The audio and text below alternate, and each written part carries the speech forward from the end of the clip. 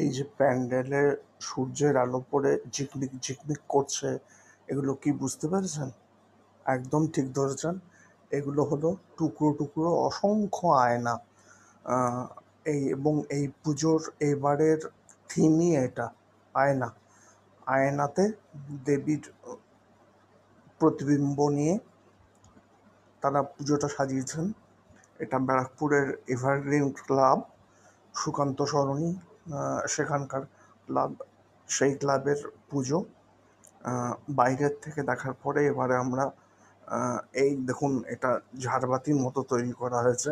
এটাও কিন্তু এই অসংখ্য কাঁচের উপরে সূর্যের আলো পড়ছে, নিয়ে ঝলমল ঝলমল করছে।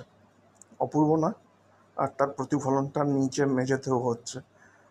এই আমরা ভেতরে ঢুকছি এবারে আস্তে আস্তে। আহ, এখানে কিছু প্রদীপ সাজিয়ে রাখা হয়েছে,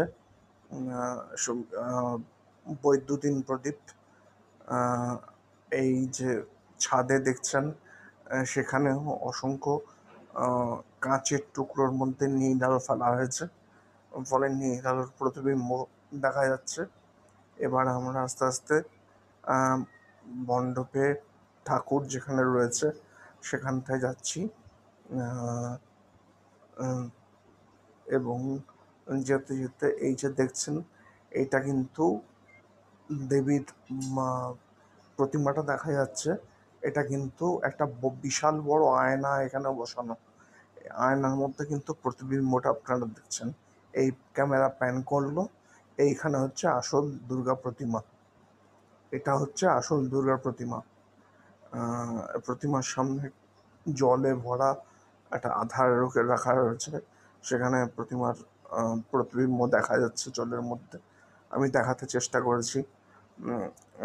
দেখবেন জলের মধ্যে প্রতিমার প্রতিবিম্ব দেখা যাচ্ছে। দুটো আয়না রাখা রয়েছে। একটা আয়নায় দেখার পরে অন্য দিকের আয়নার সামনে যাচ্ছি। অন্য দিকের আয়নার সামনে গিয়ে এই যে এবার কিন্তু এটা কিন্তু আয়নায় প্রতিবিম্ব দেখা যাচ্ছে। এখান থেকে ঘুরে গেল এই যে দেবীর আসল মূর্তি, প্রতিমা। আর